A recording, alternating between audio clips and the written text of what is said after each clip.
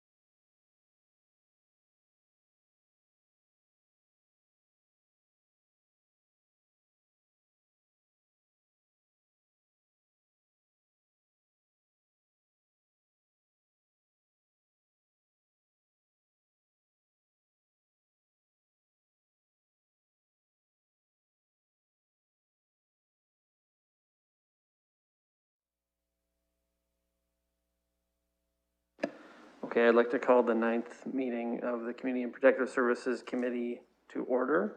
Please let me know if you do have any problems logging into eScribe. For me, it just took a little while and then I was in. This is a virtual meeting during the COVID-19 emergency. City Hall is temporarily closed to the public for in-person attendance at standing committees and council meetings. Meetings can be viewed via live streaming on YouTube and the city website. The City of London is committed to making every effort to provide alternate formats and communication supports for council, standing or advisory committee meetings and information upon request. To make a request for any city service, please contact accessibility@london.ca or 519-661-2489, extension 2425. If that's too much to remember, you can just dial 311 and then extension 2425. To make a request specific to this meeting, please contact cpsc@london.ca. My colleagues, as a number of colleagues have done at the start of the committee meetings, I just did want to take a moment to recognize the discovery of the remains of 215 children at the Kamloops residential school. Thanks to the direction from Mayor Holder, the flags at City Hall are going to be at half-mast for about 9 days to recognize and honor the children who were discovered there. And I think it's appropriate if we just take a moment of silence to recognize that now.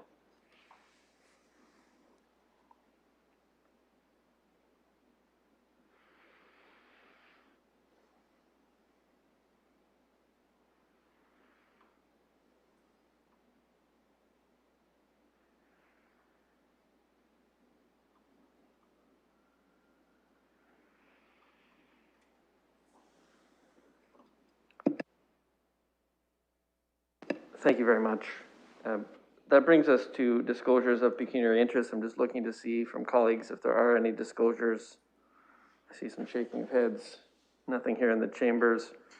Just raise your hand on the Zoom if you're trying to get my attention. No? Okay. Brings us to the consent agenda, which is quite extensive. Any items that colleagues would like to pull for a separate discussion and debate?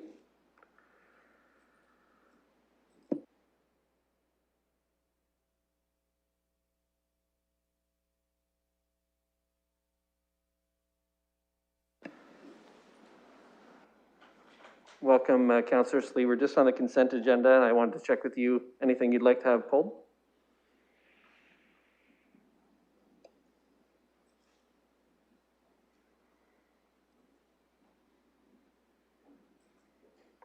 Okay, looks like we're good. Is there a mover for the consent items? Councillor Lewis, seconded by Councillor Hillier. Discussion on the consent items? Councillor Lewis. Thank you, Chair. Colleagues, I want to focus on 2.6.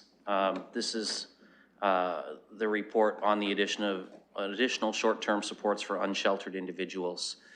I certainly am supportive of continuing to provide supports where it's appropriate, and I am very, very encouraged to see that we are looking at a 24/7 supportive housing model, utilizing 13 of our head lease units until the end of the year.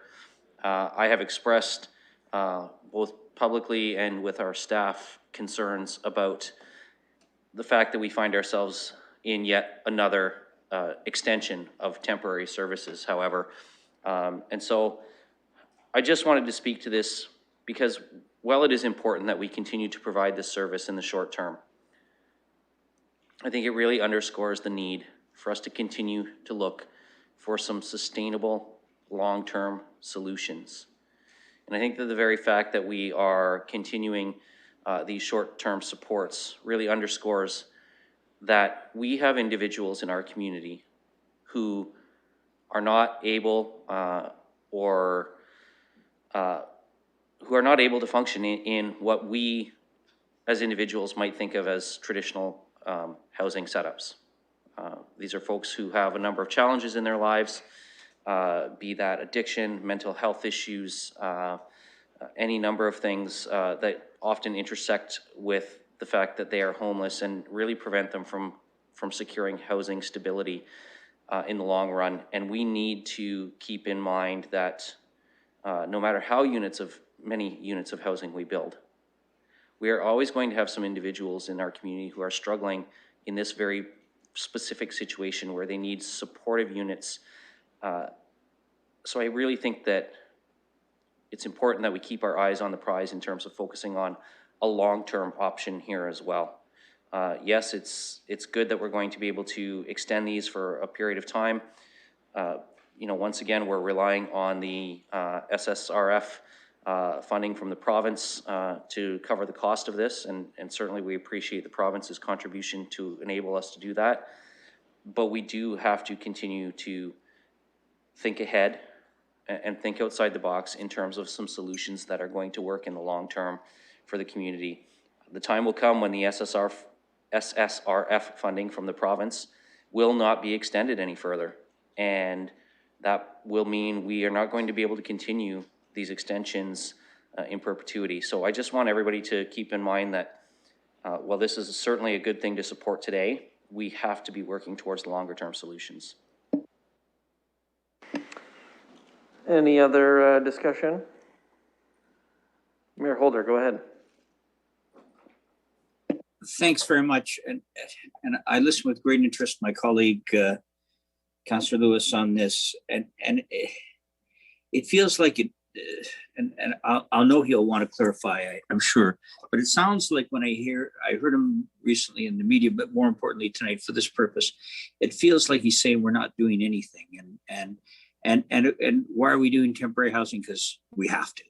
I mean, I think it's as clear and as simple as that, but maybe through you, Chair to staff, and I'd certainly invite Councillor Lewis to comment again, just so my understanding is clearer. But staff, what are we doing in terms of the spirit of this? Because I didn't hear a question asked of you, and if I speculate and imagine that you deem this as a serious issue, so like, what are we doing? If I may put that through you, Chair.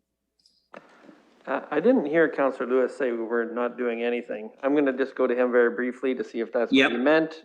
We can clarify that, then we'll go to staff. Councillor Lewis. Thank you, Chair, and through you, you know, certainly Mayor Holder, I appreciate the work that is being done, and I think, and I hope that I underscored that it's good that we have the funding in place to continue to do this in the short term, and I have nothing but a great deal of admiration and respect, not just for our staff, but in particular, I want to take this opportunity, actually, as I'm clarifying this, to thank the volunteer supports and the community organizations who have played such a key role over the last year in providing some support for individuals with particularly challenging issues around homelessness. It is not easy work. It's, in fact, I would imagine quite heartbreaking work many days. And so there's a great appreciation for what's being done. But what is being done right now, you know, this is the yet another extension onto this program. And I recognize as well, Mayor Holder, through the chair, that we can't create housing units overnight. We are creating them as we are working on that as quickly as we can. But we also have to keep in mind, and that was what I was trying to underscore, is that traditional housing for some individuals is not going to be the solution. And we've had a number of discussions around this at this committee over the last couple of years on different options. And I think that we just need to continue to keep doors open to some longer term sustainable solutions. That does not by any means underscore the hard work that staff, community organizations and others are doing. But I have yet to see the long-term goals come forward that will support individuals with particular challenging needs. Certainly we're making progress in a number of other areas, but when we look at the short-term relief housing, there are some individuals who are going to need help on a more permanent basis. Well, Chair, I'm sure it was me then, because I think the way that I heard it the second time makes me more comfortable with the comments that were expressed. So I don't have questions of staff unless they want to offer anything beyond that. Thank you. I am going to go to Mr. Dickens or perhaps Mr. Cooper. I'm not sure who wants to handle that, but just generally to answer the mayor's question. Then I see Councillor Van Holst next. Go ahead. Thank you, and through the chair, to the question of what are we doing? So what you see before you is a proposal to leverage and maximize or capitalize on temporary funding that is at our disposal. The proposed plan is to support the individuals that are currently still engaged in our winter response program. We feel like the items, the programs set out in section C are opportunities for those individuals, opportunities for them to get connected to those housing programs. And barring that, if there are folks that are unable to connect successfully to those programs, we would look to a temporary support that is staffed 24/7 at an alternate location. That's most likely going to be a hotel model. We recognize that anything that we're proposing, all of what we're proposing, may not work for every individual.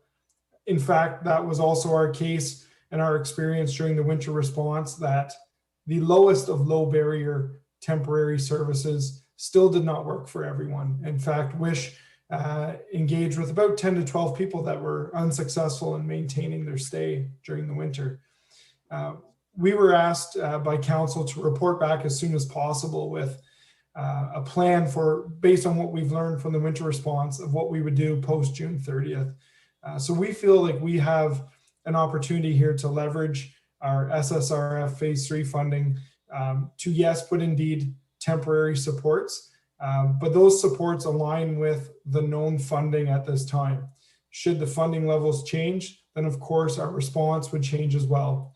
Another point of interest for committee to be aware of is that as civic administration, within the coming weeks, we'll be launching community consultations to inform and scope an RFP, which we will be undertaking in 2021 for the delivery of low barrier shelter services in 2022 and beyond.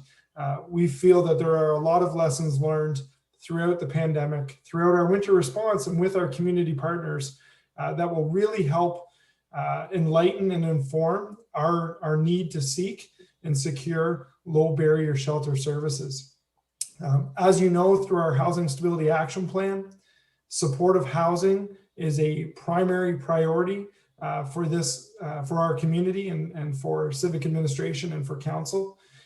Supportive housing units are critical to have in stock, but so too are the supports that go with them from community organizations. So we continue to work with the experts in the mental health and addiction sectors to staff these supportive housing spaces, to reopen their daytime programming spaces. We seek to assist them and connect them with any other provincial resources that allow them to expand or enhance their capacity for outreach as we see that play out on our streets quite frequently. So hopefully the proposal before committee today resonates with trying to address the low barrier approach to supporting vulnerable individuals while also trying to maximize our short-term temporary funding. Thank you.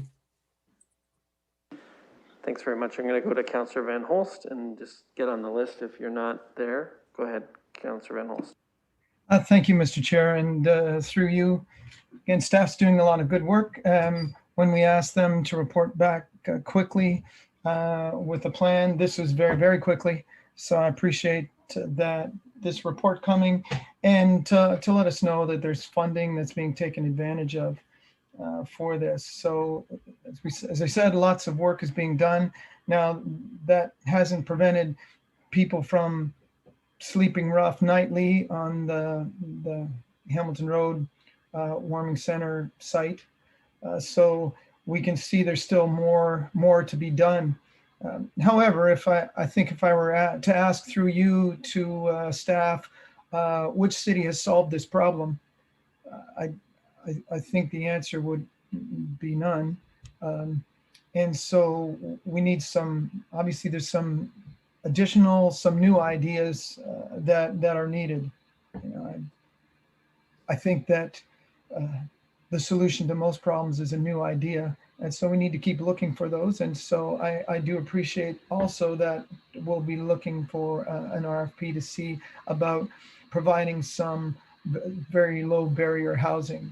So I think, and maybe that's going to be some of the kinds of things that Councillor Lewis and I suggested a year ago or so, because we're going to find that, and we have found that what we're providing is almost in terms of a hotel room, still doesn't work out for some individuals. And I think there's going to be a spectrum of things needed at the low end and the higher end, and people will move up and down through those spectrums in their eventual evolution to having long-term housing. So I am pleased with the report. I do think that we need to do some more, and realize if we do provide some services that can kind of contain some challenges that there's some communities are experiencing with the individuals that are stuck sleeping in the rough.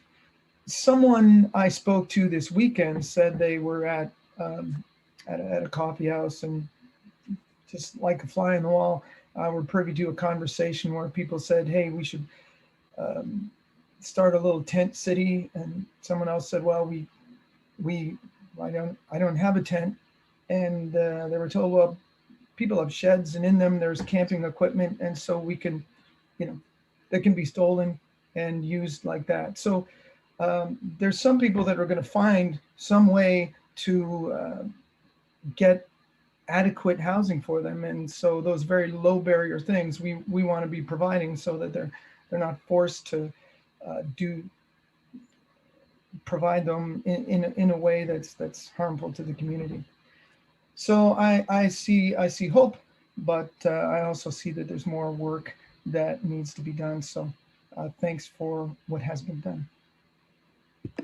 Any other speakers on the consent items which have been moved all together?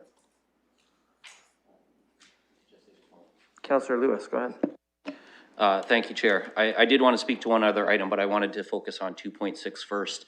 The other item I wanted to just reference quickly was 2.4.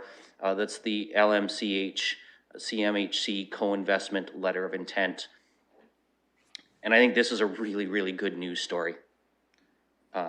Funds that we budgeted for in the multi-year budget for London Middlesex community housing to make improvements to its holdings are going to be leveraged to access federal dollars as well.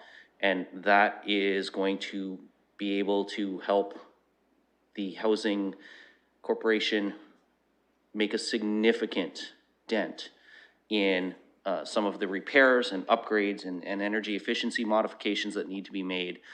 So having spoken about the need for some innovative solutions on the homelessness side with the other item, it'd really be remiss of me not to highlight this and thank staff for the incredible work that they've put into taking the municipal dollars that we've allocated and leveraging that to get these federal dollars flowing into our community and making a significant improvement in the quality of the assets that we have through London Middlesex housing, community housing, both for Londoners and for those in Middlesex County who access housing supports out in the county as well.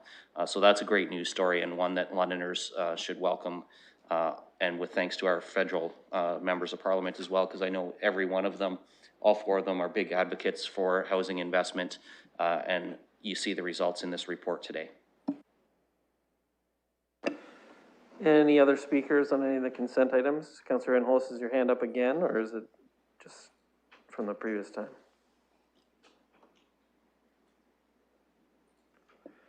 Okay, I don't see any other speakers. I just want to make a few comments on the consent items, just on the point that Councillor Lewis was making about the CMHC co-investment.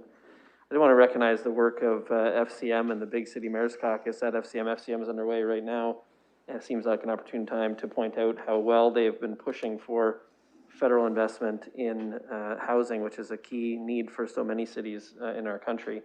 And I think the Big City Mayor's Caucus, which Mayor Holder is a part of, has done a really good job of clearly articulating what needs to be done by the federal government. And I think the federal government deserves a lot of credit for responding to that call and mobilizing resources. I don't think we've solved the problem or met the need yet, but lots of great progress. I also wanted to comment on the Skills Advance Ontario pilot. This is a really wonderful program that the city took the lead on, funded by the provincial ministry. Monty McNaughton, who is the minister now, you know, I think he describes himself as like the Minister of Labor who is like the biggest on the trades, you know. And I think that's very clear. You know, you see what's happening in this particular program, which is now expanding regionally from what initially happened with the pilot. Fanshawe College with the city as the lead. And I just wanted to commend city staff for taking that on. Really important opportunity, I think, in terms of getting people with skills into jobs, helping people who need skills to get them so that they can get into a meaningful employment. A really good example of the province acting on a problem that we've got in our community, see what could work better, and then trying to scale it up throughout the region. A really good example and very well done.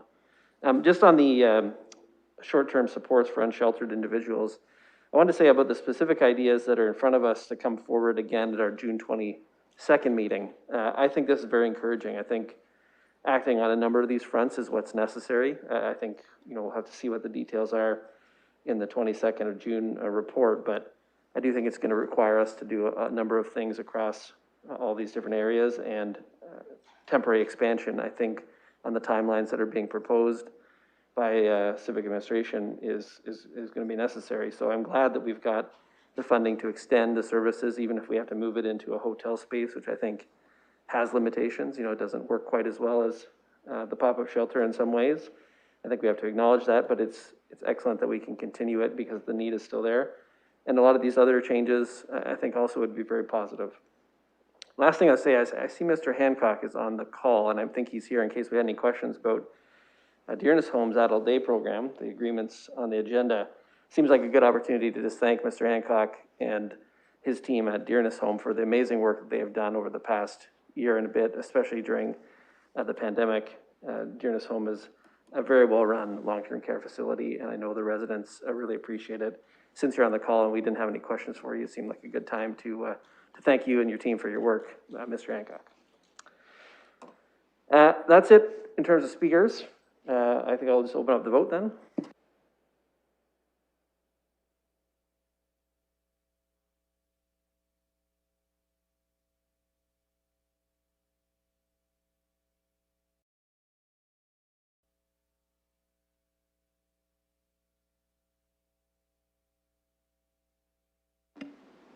Councillor Kayabaga.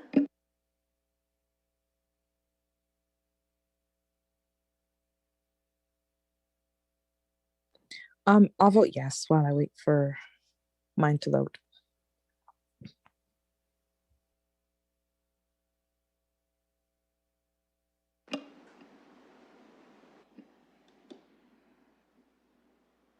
Closing the vote, the motion carries 6-0.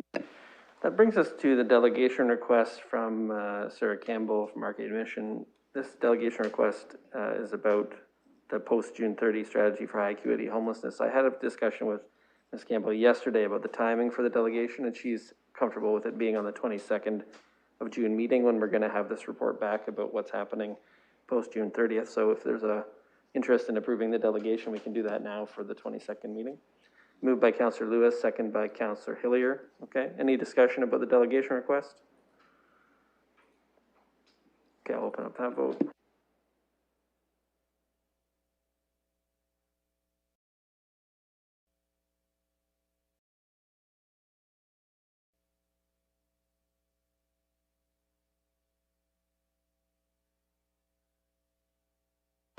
Closing the vote, the motion carries 6-0. The deferred matters list is our next one who wasn't here right at the beginning of the meeting. If there's anything you need to declare a pecuniary interest on, you might want to check. If not, I'll take a motion to receive the deferred matters list. Moved by Councillor Hillier, second by Mayor Holder. Any questions or discussion? Councillor Lewis. Thank you, Chair. I'm having reviewed the deferred matters list. I am through you looking for some guidance from our staff about number 3, the proposed core area action plan with regard to the kindness meters. I I believe that could be removed because I believe recently at SPPC, a change was made through the core area action plan update. So with respect to wording, since these will be made available to organizations and not run by the municipality itself, I think we can remove that one from the list for the next cycle. Let's check on that. It has Mr. Barrett listed beside it. Does anyone want to respond to that idea? Core area action plan. If not, perhaps we can just check and we'll deal with it when we get to council. Okay, any other questions? I did want to just ask through myself, I suppose, see if there's anyone on. I have a question, Mr. Chair. Okay, why don't we go to you? Go ahead, Councillor Kaibaga. Thank you. Through your chair, I just had a question around item number, the second item on the deferred matters list. It says requests or expected reply date. Does this mean that in July we should be getting some information? Because this has been on the deferred matters list for quite some time now, and it's a policy for the Harris Park, and I'm curious to know why the policy can't be planned even during a pandemic. So I just wanted to hear some comments from staff. I think this would be the great time to come up with a policy before people start using it again. Who'd like to handle that one? Thank you through the chair. Thank you, Chair. Thank you for the question, Councillor Kaibaga.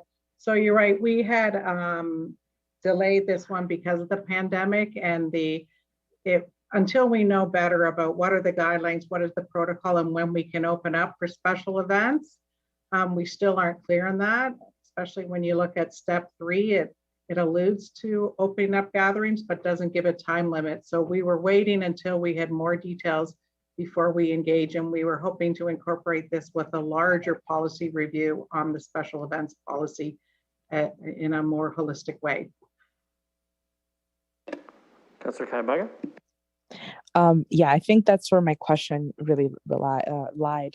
Why can't we do the policy without, I guess, get ahead before people start using the park, because the city sets the standards on which people use this park. And I know that we're not anywhere near close to having big gatherings like that again, but I think that currently Harris Park doesn't have a policy, and it should get one before we start planning and thinking about ramping up events once we have the luxury to do so. But thank you for that information, Mrs. Smith. I hope that in July we can get some more information, because this has been on the deferred matter list for at least 2 years. Okay, any other questions about any of these items? No. Mr. Kotsovas, I see that you've come onto video. Go ahead. Sorry, yeah, so just in answer to that earlier question, yes, the kindness meters has been addressed through the SPPC, so it could come off the list. Great, while we've got you there, just stay right there. There's a question about the timing for the report back about the unsolicited flyers. That's item number 5. It says Q3 2021. Do we have any more precise sense of when that might be coming?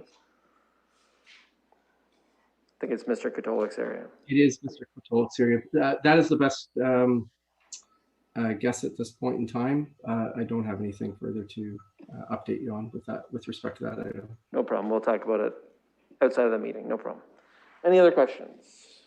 Okay. Motion to receive the list with the one change. Councillor Lewis? I think that's been moved already by Councillor Hilliard. Perfect. Thank you. It's already been moved. Mayor Holder, are you trying to comment or just... Okay, go ahead. I'm just so excited. I wanted to remove it, Chair. That's all. It's all good. We talked about it so long, I forgot it had already been moved. So yeah, that'll teach me to make a speakers list. Okay. We're going to open up the vote.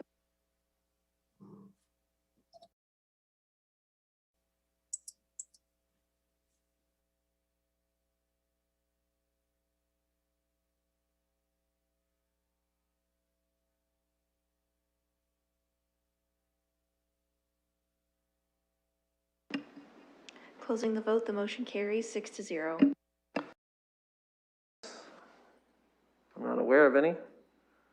Okay, motion to adjourn. Councillor Hillier, seconded by Councillor Lewis. All those in favor? In favor. Okay, we're adjourned. Thank you, Chair.